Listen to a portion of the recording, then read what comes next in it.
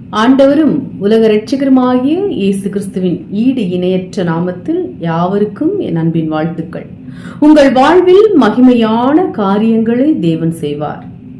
நம்முடைய தேவன் வல்லமையுள்ள தேவன். இன்றும் மகிமையான காரியங்களை தம்மை விசுவாசிக்கிற ஒவ்வொருவருக்கும் தேவன் செய்து வருகிறார்.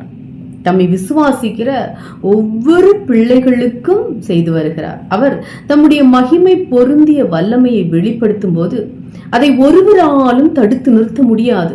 ஏனெனில் அவர் மகிமையான தேவன். அப்போஸ்தலர் 7:2 சொல்லுகிறது, அவர் மகிமையின் தேவனாயிருக்கிறார். வேதத்தில் அநேக பரிசுத்தவான்களுக்கு வல்லமையானவர் எப்படி மகிமையான காரியங்களை செய்தாரோ அப்படியே உங்களுக்கும் செய்வார். திடன் கொள்ளுங்கள், விசுவாசத்தோட செய்தியை கேளுங்கள். சத்துருக்களை அழிக்கிறவர். அப்பொழுது மோசேயும் இஸ்ரவேல் புத்திரரும் கர்த்தரை புகழ்ந்து பாடின பாட்டு, கர்த்தரை பாடுவேன், அவர் மகிமையாய் வெற்றி சிறந்தார், குதிரையும் குதிரை வீரரையும் கடலிலே தள்ளினார். யாத்ராகமம் 15:1. இந்த வசனம் மோசேயும் இஸ்ரவேல் புத்திரரும் பாடின பாட்டாகும். நம்முடைய வல்லமையுள்ள தேவன் சத்துருக்களின் சகல வல்லமைகளை அழிக்க வல்லமை உள்ளவராக இருக்கிறார். இஸ்ரவேல் ஜனங்களுக்கு விரோதமாய் பார்வோனும் அவன் சேனைகளும் புறப்பட்டு வரும்போது கர்த்தர் தம்முடைய வல்லமையினால் கடலை இரண்டாக பிளந்து உலர்ந்த தரையின் வழியாக இஸ்ரவேல் ஜனங்களை கடக்க பண்ணினார். ஆனால் அவர்களை பின்தொடர்ந்து வந்த பார்வோனையும் அவன் சேனை வீரர்களையும் அதே சமுத்திரத்தில் மூழ்கடித்தார். இந்த அற்புதத்தை மோசேயும் ஜனங்களும் கண்டபோது தான் கர்த்தர் மகிமையாய் வெற்றி சிறந்தார் என்று பாடி பாடி கர்த்தரை மகிமைப்படுத்தி உயர்த்தினார்கள். உங்களுடைய வாழ்க்கையில் ஏதோ ஒரு சத்துரு பின்தொடர்ந்து நீங்கள் முன்னேற முடியாதபடி உங்களை தடுத்து கொண்டிருக்கலாம். அல்லது சத்துரு உங்களை பயத்தின் ஆவிக்குள்ளே தள்ளி இருக்கலாம். அல்லது ஒருவேளை பிசாசின் கிரியைகளினாலே உங்கள் சரீரம் தாக்கப்பட்டு பலவீனத்தோடு காணப்படலாம். இந்த சூழ்நிலையில் நீங்கள் செய்ய வேண்டியது என்னவென்று கேட்டால், கர்த்தர் உங்களுக்காக யுத்தம் பண்ணும்படி நீங்கள் சும்மா இருக்க வேண்டும். சும்மா இருக்க வேண்டும் என்ற வார்த்தையின் அர்த்தம் என்னவென்றால், தேவனுடைய சித்தத்துக்கு நம்மை பரிபூரணமாய் அர்ப்பணித்து அவர் கிரியை செய்வதற்கு நாம் இடம் கொடுக்க வேண்டும். அன்றைக்கு மோசே தேவனுடைய சித்தத்துக்கு ஒப்பு கொடுத்ததுபடியினால் சத்ருவாகிய பார்வோனும் அவனுடைய சேனையும் கடலில் மாண்டு அழிந்து போனார்கள். வேதம் சொல்லுகிறது, பிசாசினுடைய கிரியைகளை அழிக்கும்படிக்கே தேவனுடைய குமாரன் வெளிப்பட்டார். 1 யோவான் 3:8.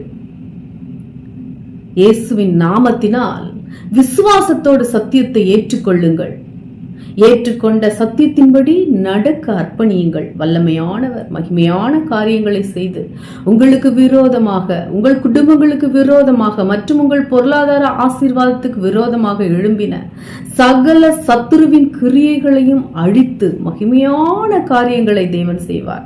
மகிமையான அற்புதங்களை செய்கிறவர். விதமாக இயேசு இந்த முதலாம் அற்புதத்தை கலிலேயாவில் உள்ள கானா ஊரிலே செய்து தம்முடைய மகிமையை வெளிப்படுத்தினார். அவருடைய சீடர்கள் அவரிடத்தில் விசுவாசம் வைத்தார்கள். யோவான் 2:11. இந்நாட்களில் நம் அருமை ஆண்டவர் கிரகிக்க முடியாத மகிமையான அற்புதங்களை செய்து வருகிறார். ஏனெனில் இன்றும் அவர் ஜீவனோடு இருக்கிறார் அல்லவா.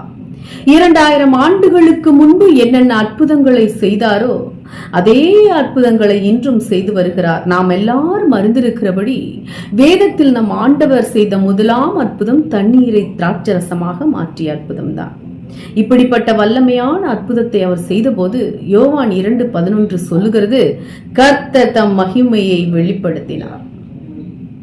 ஒருவருக்கு அற்புதம் செய்து மற்றொருவரை கைவிட மாட்டார். ஒருவரை உயர்த்தி மற்றொருவரை தாழ்த்த மாட்டார். ஒருவரை சிநேகித்து மற்றொருவரை கைவிட மாட்டார். நம்முடைய தேவன் பட்சபாதம் இல்லாதவர். அன்றைக்கு கானாவூர் கல்யாண வீட்டில் அற்புதங்களை செய்து தம்முடைய மகிமையை வெளிப்படுத்தின ஆண்டவர் உங்களுக்கும் மகிமையான அற்புதங்களை செய்ய வல்லவராயிருக்கிறார். அன்றைக்கு கானாவூர் கல்யாண வீட்டிலே வேலைக்காரர்கள் கர்த்தரின் வார்த்தைக்கு கீழ்ப்படிந்து காலியான கச்சாடிகளில் விசுவாசத்தோடு தண்ணீரை நிரப்பினார்கள். அவர் என்ன சொன்னாரோ அப்படியே செய்தார்கள். ஆகவே அன்றைக்கு அற்புதம் நடந்தது.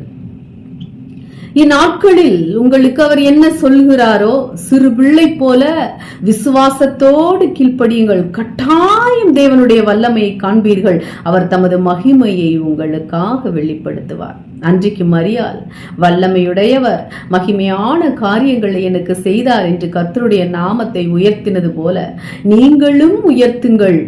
ஒவ்வொரு நிமிடமும் அவருடைய வல்லமையை எதிர்பாருங்கள். அவிசுவாச எண்ணங்களுக்கு சற்றும் இடம் கொடாதிருங்கள். வல்லமையின் தேவன் உங்களுக்கும் உங்கள் குடும்பத்துக்கும் மகிமையான காரியங்களை செய்வாராக. ஆமென். தேவன் தாமே இந்த வார்த்தைகளின் மூலம் உங்கள் யாவரையும் ஆசீர்வதிப்பாராக. நீங்கள் ஆசீர்வதிக்கப்பட்டவர்கள். ஆமென். Price God.